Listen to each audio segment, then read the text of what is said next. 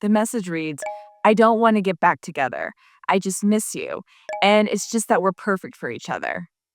After promising yourself countless times, you give in again. Because when someone tells you that you're special, when they say that no one else compares, it compels you to wonder, what if? How do you not give them just one more chance, right? But is it really just one more time? I'm Jordan Travers. I'm a licensed psychotherapist, and today we're digging into why on and off again relationships are so addictive and how you can break the cycle.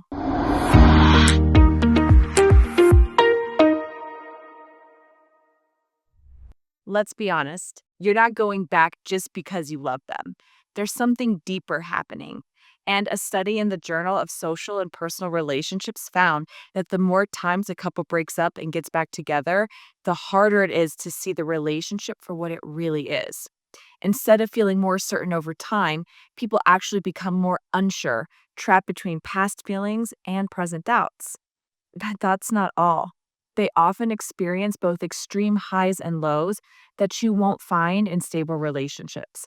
And it's exactly that intensity that makes on and off again relationships so addictive.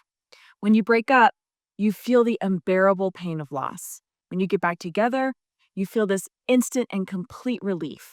Your brain associates reunion with reward.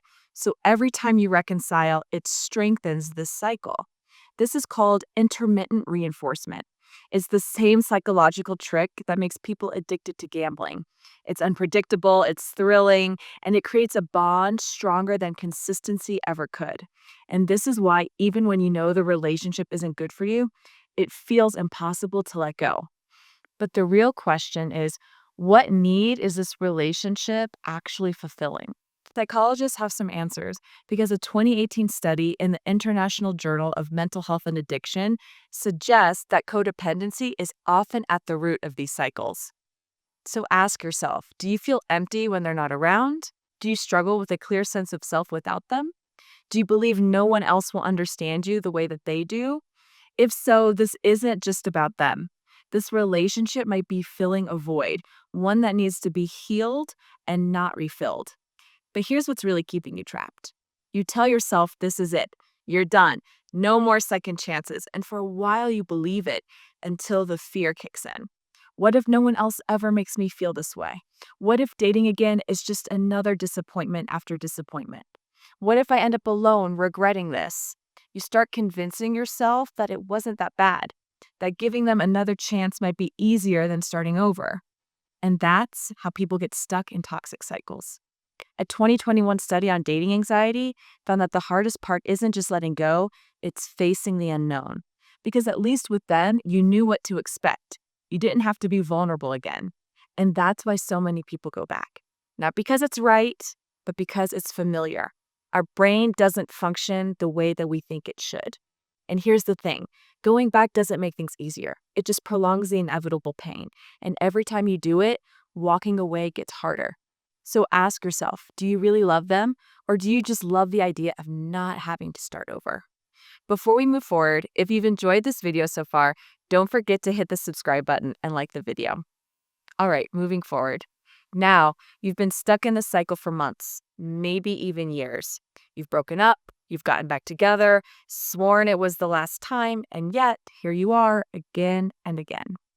If you're tired of repeating the same pattern and want to finally move forward, here's how. Step 1, make it harder to go back. Every time you go back, you reinforce the cycle. So how do you break it?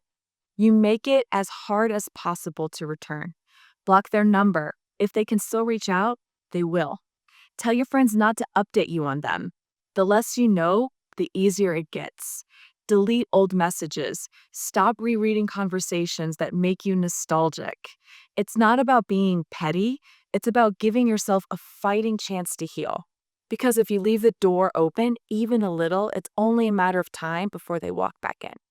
Step 2, rebuild your identity without them.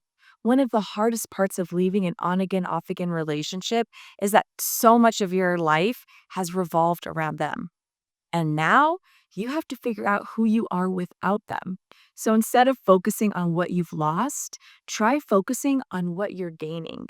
Try something new, a class, a hobby, anything that reminds you of who you are. Reconnect with friends you may have drifted from. Start setting personal goals that have nothing to do with the relationship. Maybe even start therapy to build a better version of yourself. Because the best way to stop missing him is to start falling back in love with your own life. And step 3, remind yourself what you deserve. This relationship kept pulling you back in, not because it was right, but because it was familiar. But is that what you really deserve? Someone who keeps coming and going, back and forth, in and out of your life. Hear this from me. No matter what anyone else says, I think it's important that you know this. You deserve stability and you deserve growth. And in fact, every single person in the world deserves that. You deserve a love that nurtures you, not one that leaves you second guessing yourself. And you are worthy of someone who shows up for you every day, not just when it's convenient for them. So take a step back and really look at what you've been settling for. Inconsistency, emotional highs and lows, a love that makes you question your own worth. That's not love. That's a cycle. And I know breaking free feels really hard, but I promise you there's something better waiting for you on the other side. So next time you feel this pull to go back one last time, I want you to ask yourself, if my best friend was in my position, what would I tell them to do? Because deep down, you already know the answer, and it's about time you start to accept it. I'm Jordan Travers. I'm the clinical director of Awake Therapy, and I'll see you next time.